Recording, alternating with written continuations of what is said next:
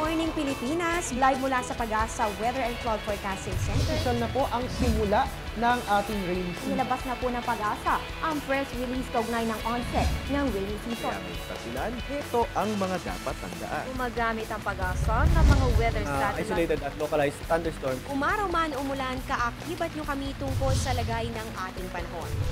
Dahil sa Panahon TV, walang pinipiling panahon ang pagbibigay impormasyon. Ang programang ito ay hatid sa inyo ng Air 21. Sagot ko, padala mo!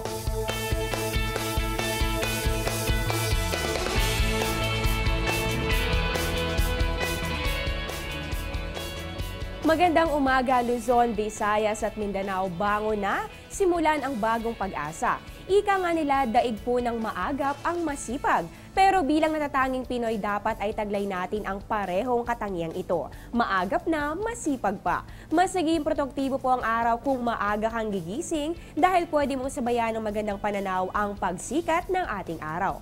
Samahan mo na rin kami sa aming programa live mula sa Pag-asa Weather and Cloud Forecasting Center. Ito po ang Panahon TV na mula Lunes hanggang Linggo, una maghatid sa inyo ng pinakabagong ulat panahon. Kasama nyo ngayong Webes ng umaga, August 29, 2013. Ako po ang inyong weather lover, Amor La Rosa. Time check muna tayo, Philippine Standard Time po natin ay alas 5 ng umaga. Sa araw na ito, inaalala po natin ang araw kung kailan inaprubahan ang Philippine Autonomy Act of 1916. Ito po ay naganap noong August 29, 1916 at ito rin po ay kilala bilang Jones Law or the Act of the Congress. Dito isinaad po ang formal at opisyal na deklarasyon ng commitment ng United States sa pagbibigay ng kalayaan sa ating bansa.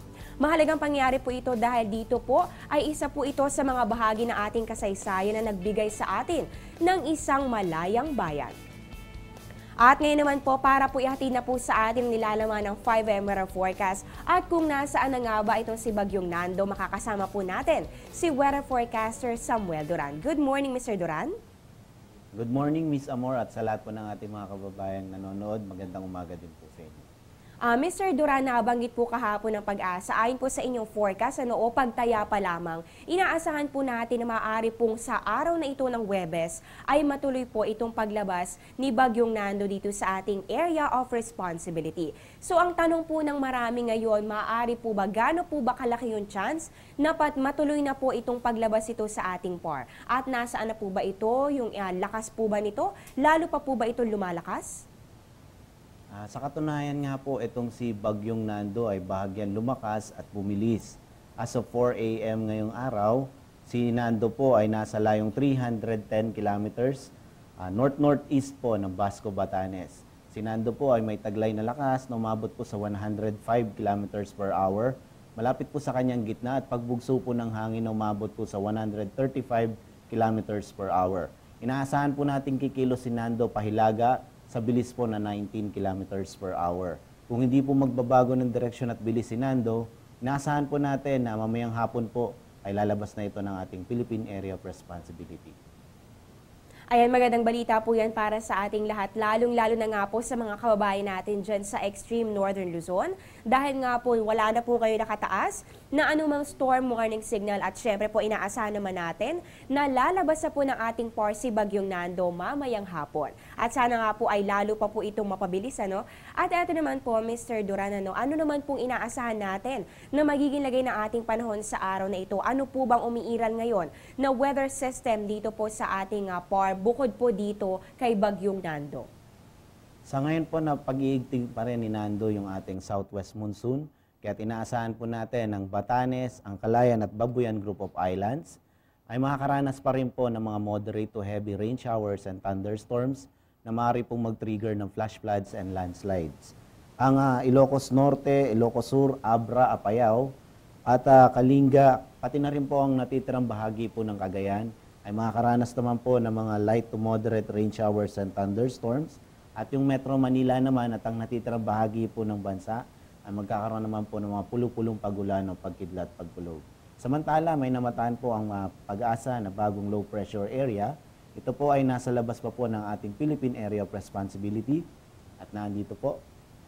At ito po ay inaasahan pa naman natin na papasok ngayong araw or bukas.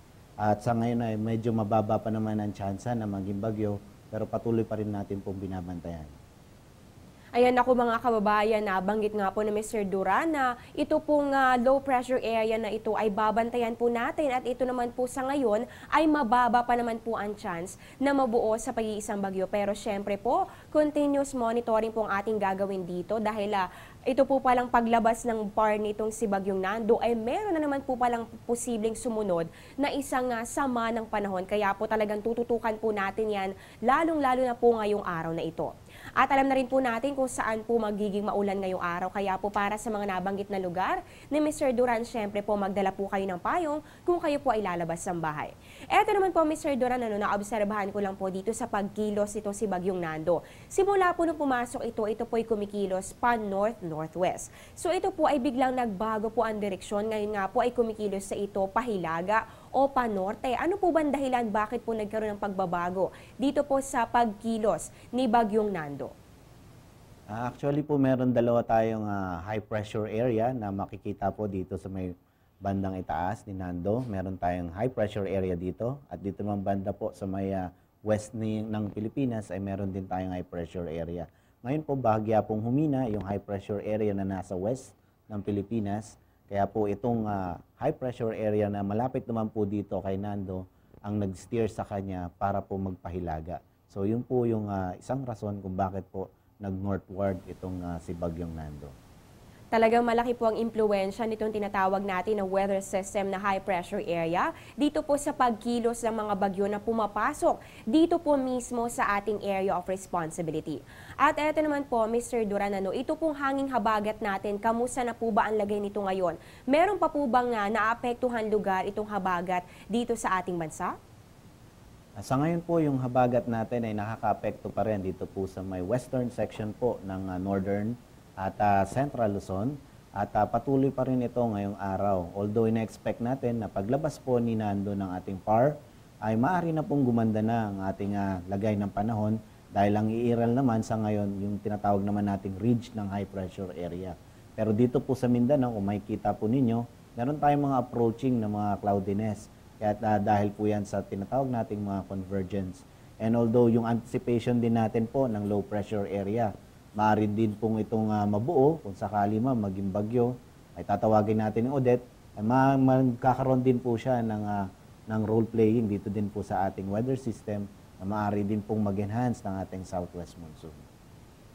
Mr. Duran, ito pong tayo po'y nakaapat na pong bagyo ngayong buwan ng Agosto. Ito naman po ay naaayon lamang dun sa inyong average number na tropical cyclone na inaasahan po natin na papasok o mabubuo dito po sa loob ng ating PAR. At nung ikukumpara po natin noong nakaraang taon, ito po ba ay na-reach din natin yung ganitong number ng mga bagyo? Nakaapat din po pa tayong bagyo at ano-ano po ba yung mga bagyong pumasok o nabuo sa ating PAR last August 2012 para bigyan lang po ng ideya ang ating mga kababayan for comparison sa taong ito at noong nakaraang taon.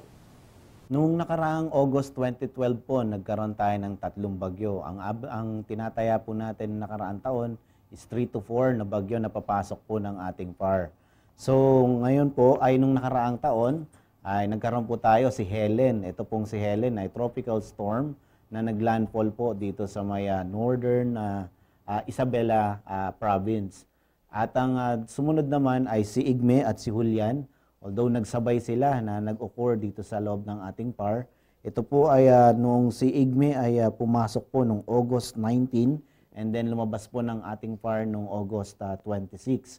Si Julian naman po ay pumasok noong August 23 and nag-exit po ng August 26.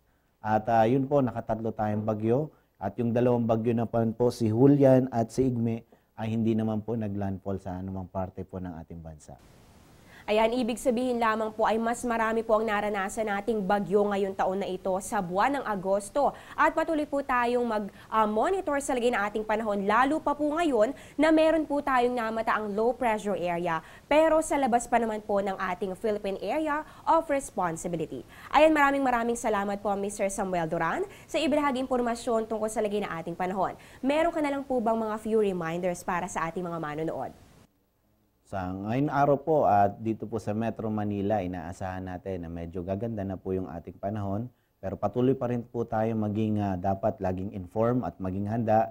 At syempre dahil panahon pa rin po ng tag-ulan, dapat po lagi-lagi pa rin tayo magdadala ng payong. Ayan nga po at natunghayan po natin si Mr. Samuel Durano, weather forecaster ng Pag-asa. Ngayon dumako naman po tayo sa sunrise at sa sunset. Sisikat po ang ating araw mamayang 5:43 a.m. at ito po ay lulubog 6:10 p.m.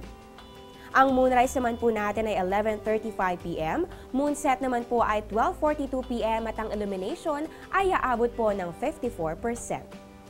Samantala, para naman sa ating tidal predictions, ito po ay courtesy of Namria. High tide po natin ay 3:25 a.m., yan po ay 1.01 meters. At ang low tide naman po natin ay 12:56 p.m., yan naman po ay 0.13 meters. Magbabalik pa po ang Panahon TV pagkatapos ng ilang mga paalala.